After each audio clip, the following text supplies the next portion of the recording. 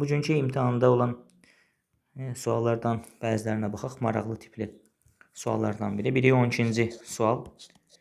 İstəyənlər olsa bütün sualların izahlarını çəkib kanalda paylaşarıq.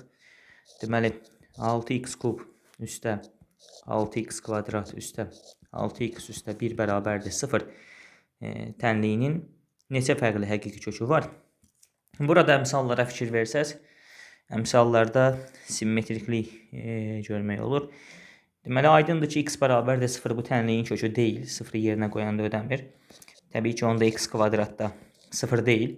Bütün hədləri x kvadratına bölək. X kvadratı çıx 6x üstə 6 üstə 6 böl x üstə 1 böl x kvadrat bərabərdir 0. X kvadrat üstə 1 böl x kvadrat bu formada qalsın. Mənfi 6x üstə 6 böl x-dan mənfi 6-nı ortaq vuruq. Çıxardanda x çıxılsın 1 böl x qaldı. Bu 6 da təkdə qaldı. İndi burada belə bir iş görə bilirik ki, x kvadratı üstə 1 böl x kvadratın əvəzinə x çıx 1 böl x-in kvadratı yazaram. Bunun içərisində çıxılsın 2 var. Ona görə buna bir 2 əlavə eləyirəm. Çıx 6 vur x çıx 1 böl x üstə 6 bərabərdir 0. İndi x çıx 1 böl x-ə t desəm, t kvadrat çıx 6t 2 üstə 6 8 bərabərdir 0.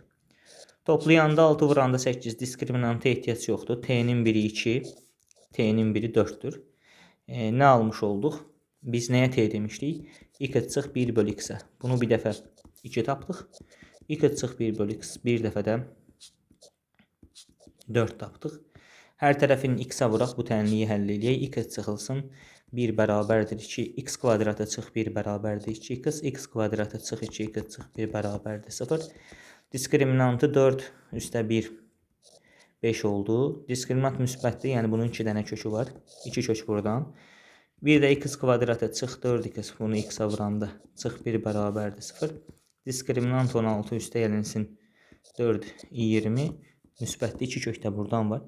Yəni tənliyin 4 kökü oldu. Ola bilsin bu köklər təkrarlana bilərmi görəsən?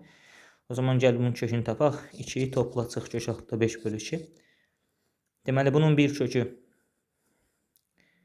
2 çıx kök 5 bölü 2. Biri 2 üstə kök 5 bölü 2. Bunun isə 4 üstə 24 vur 5 dirəm.